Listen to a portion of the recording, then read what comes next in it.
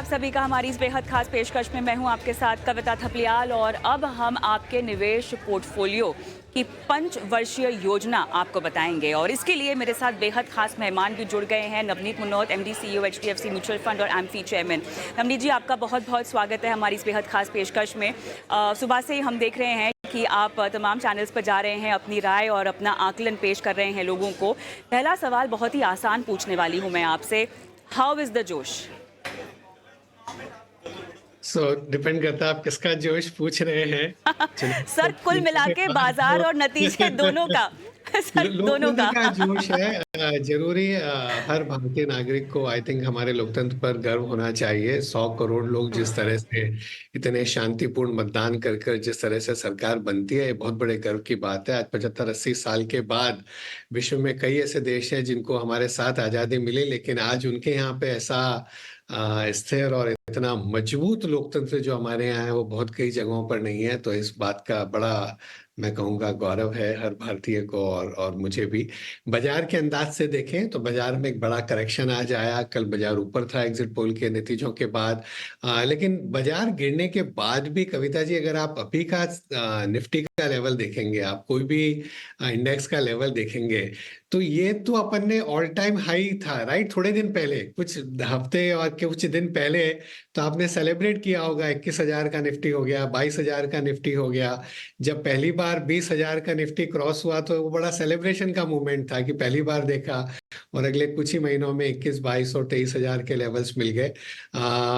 Macro अगर देखें तो ठीक है, अगर कॉर्पोरेट प्रॉफिट की ट्रेजेक्टरी देखें तो ठीक है। लिक्विडिटी सेंटिमेंट, मेरे ख्याल में डोमेस्टिक इन्वेस्टर्स का एसआईपी फ्लो चालू रहेगा।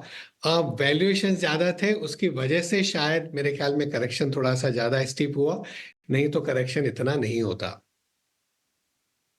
सर, थोड़ा सा तवज्जो और थोड़ी सी तरजीह मैं यहाँ पर मैसेजिंग को लेकर देना चाहती हूँ, क्योंकि एफआईआईज़ की बिकवाली लगातार सुर्खियों में रही है और रिकॉर्ड शॉट्स की भी सुर्खियाँ यहाँ पर बनती हुई दिखाई दी हैं। भले ही एग्जिट पोल का रेफरेंस बाजार ने लिया और उस मुताबिक उस तुलना में अगर नंबर्स नहीं आते हुए दिखाए तो बाजार ने एक अपना रिएक्शन दिया है। सेंटिमेंट पर थोड़ा सा डेंट लगा, लेकिन आपने सही आकलन बताया, रिकवर होकर हम बंद भी हुए हैं। हो सकता है कि कल बाजार इन तमाम बातों को सर झटक भी दे, बाजार मानसून की थीम को पकड़ ले या उसके बाद आने वाली तिमाहियों को लेकर जो ग्रोथ दिखाई देने वाली उसको पकड़ कर आगे चले। मैं एक मैसेजिंग की बात यहाँ पर आपसे पूछ रही हूँ जो कि हमें एफआईआईज़ के संदर्भ में जाती हुई दिखाई दे रही है, जो भले ही हम कह रहे हैं हमारे पॉलिसी और तमाम रिफॉर्म्स में हमें कंटिन्यूटी दिखाई देगी, प्रधानमंत्री अब भी नरेंद्र मोदी साहब ही बनेंगे, सरकार अब भी एनडीए की ही बनेगी, लेकिन वो जो साइकोलॉजिकल फैक्टर था सर, 400 पार, चलिए वो बहुत ज़्यादा हमने आंक दिया था, 350 पार भी नहीं हुआ। अभी तक तो हालात ऐसे हैं कि 300 तक भी नंबर नहीं पहुंचते हुए दिखाई दे रहे। ये मैसेजिंग पर कितना बड़ा डेंट है, ये बताएं। कविता जी, 1989 से कोalition गवर्नमेंट थी 2014 तक। 1989 1989 में 750 के आसपास सेंसेक्स था, मुझे ऐसा याद है, और 2014 में करीब 25,000 के आसपास था। तो 30 गुना बाजार हो गया कोalition गवर्नमेंट में।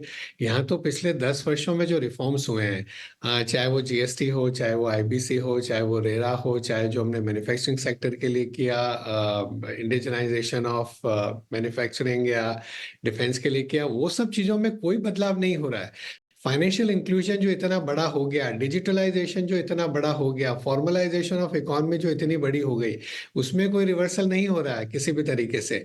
तो अगले 5 वर्षों में जो रिटर्न आएगा वो अब अर्निंग्स ग्रोथ से आएगा। अगर हमारे को लग रहा है कि आज जो अर्थव्यवस्था की विकास की दर 7-8% है, अगर ऐसी रह जाती है उसके आसपास, और थोड़ा सा आप इन्फ्लेशन ऐड करके अगर हमारी 10-11-12% की नॉमिनल जीडीपी ग्रोथ रहती है, कॉर्पोरेट्स के मुनाफे अगर उस तरीके से बढ़ते रहते हैं, तो बाजार का रिटर्न आएगा। ये तो पी रेशियो था जो बाजार का थोड़ा सा बढ़ गया। आज भी अगर आप 22,000 के आसपास निफ्टी को देखते हैं और 1,100 रुपए की निफ्टी की अर्निंग्स इस साल आने वाली है, तो करीब 20 का पी तो आज भी है। तो पी बहुत कम भी नहीं है, ज्यादा भी नहीं है, थोड़ा सा जो ज्यादा था तो करेक्शन हो गया। अगर अगले कुछ दिनों में सेंटिमेंट की वजह से या कोई भी पोजीशन स्क्वायर ऑफ की वजह से या रिटेल अनवाइंडिंग की वजह से या अगर कुछ एफआईआई ने सेलिंग करी कोई भी कारण से, अगर उसकी वजह से थोड़ा और गिरता है तो वैल्यूएशंस ठीक हो जाएंगे। आप जब 2026 की अर्निंग्स देखेंगे, 27 की अर्निंग्स देखेंगे, तो बाजार फिर कुछ महीनों में आपको बहुत अच्छा लगने लग जाएगा। इसलिए मैं निवेशकों से, बिकॉज आपने नाम ही इसका रखा है पंचवर्षीय योजना, तो पंचवर्षीय योजना में किसी भी तरह का मुझे डरने जैसा कोई कारण नहीं लगता है। बाजार कुछ दिनों के लिए वॉलेटिलिटी रहेगी। और एक और अगर ऐड करूं कविता जी, पिछले 2-3 सालों में बाजार की वॉलेटिलिटी बहुत कम रही है। कोविड होने के बाद जब बाजार बहुत जोर से गिरा था मार्च 2020 में, उसके बाद बाजार काफी स्टेबल रहा है। तो अब जो ये नए निवेशक जो पिछले 2-3 वर्षों में नए आए हैं बाजार में, मैं एसआईपी वालों की बात नहीं कर रहा हूँ, जो डायरेक्ट इन्वेस्टिंग करते हैं या ट्रेडिंग करते हैं या एफ&ओ करते हैं, उन्होंने इस तरह की वॉलेटिलिटी नहीं देखी है जो पिछले कुछ दिनों में देखी है। तो उनके लिए थोड़ा सा ये डाइजेस्ट करना मुश्किल हो रहा है। पर हम लोग जो बाजार में कई दशकों से है, हमने तो कई बार ऐसा देखा है अब, लेकिन हमें पता है कि हर कुछ वर्षों के बाद एक नया हाई देखने को मिलता है। नहीं, आपने बिल्कुल सही बात कही है और इसके ऊपर काफ़ी मंथन भी हम कर चुके हैं। आपसे भी कई बार बातचीत हुई, क्योंकि जो नई खेप है निवेशकों की, उन्होंने इस तरह की गिरावट तो छोड़िए, बाजार में एक मंदी का दौर कभी देखा ही नहीं है। तो आज अगर वो अपने पोर्टफोलियो को देखे होंगे तो फिर शायद थोड़ा सा उनको झटका ज़रूर लगा होगा। लेकिन क्योंकि हम पंचवर्षीय योजना की बात कर रहे हैं और अगर आज नवनीत जी को अपना पोर्टफोलियो बनाना होता सर, तो पंचवर्षीय योजना के लिहाज से कहाँ कहाँ दाव लगाते, ये मद्देनज़र, ये बात को ध्यान में रखते हुए कि अब ये एनडीए की सरकार है और अगले 5 वर्ष जो है हम भरपूर विकास देखेंगे। रिफॉर्म, परफॉर्म, ट्रांसफॉर्म की जो थीम है वो हम हकीकत बनती हुई देखेंगे। बताइए।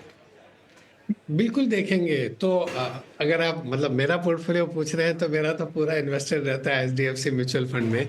निवेशकों को अपना एसआईपी के जरिए, निवेशकों को अपना एसेट एलोकेशन के का एक बार निर्धारित करने के बाद जिस तरह से फंड्स में निवेश किया है, उसमें कहीं भी बदलाव करने की जरूरत नहीं है।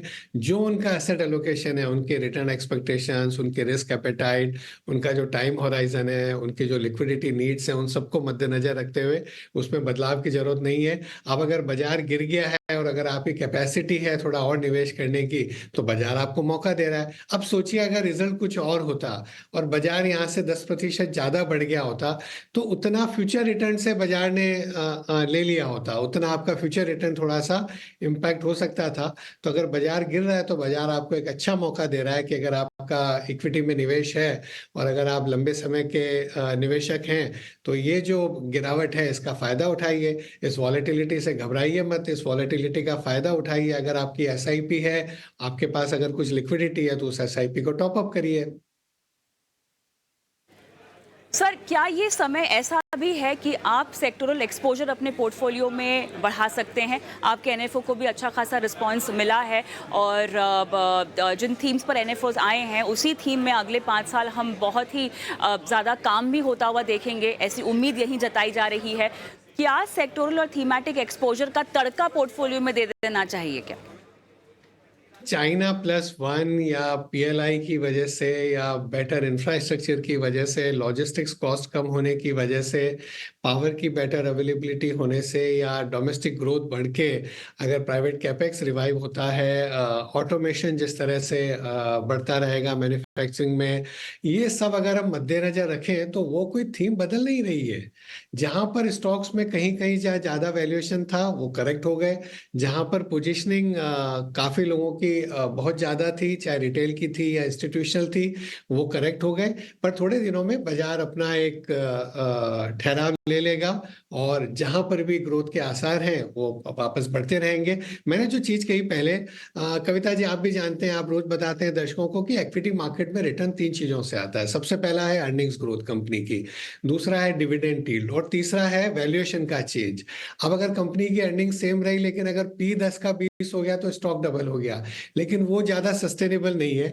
लंबे समय में जो रिटर्न आता है वो अर्निंग्स ग्रोथ से आता है और डिविडेंड यील्ड से आता है। इंडिया में डिविडेंड यील्ड कम है। तो जो अगर 5 वर्षीय योजना की बात कर रहे हैं, तो आपने जो भी सेक्टर में या जो भी स्टॉक में निवेश किया है उसमें देखिए कि अर्निंग्स ग्रोथ कैसे होने वाली है 5 सालों में। और अगर वैल्यूएशन अगर बहुत ज्यादा हो गया है तो अर्निंग ग्रोथ से थोड़ा सा कम रिटर्न आएगा। अगर वैल्यूएशन ठीक ठाक है और आपको लगता है 5 साल बाद भी वही उस सेक्टर का या उस स्टॉक का पी रहेगा, तो जो अर्निंग्स ग्रोथ है उतना का उतना रिटर्न आपको मिल जाएगा। बतौर फंड हाउस आपसे मैं पूछना चाहती हूँ, बतौर फंड हाउस अब किस तरह से आपके पास टर्निंग का मौका है, किस तरह से आप तब्दीली और बदलाव पोर्टफोलियो में करने की सोच रहे हैं?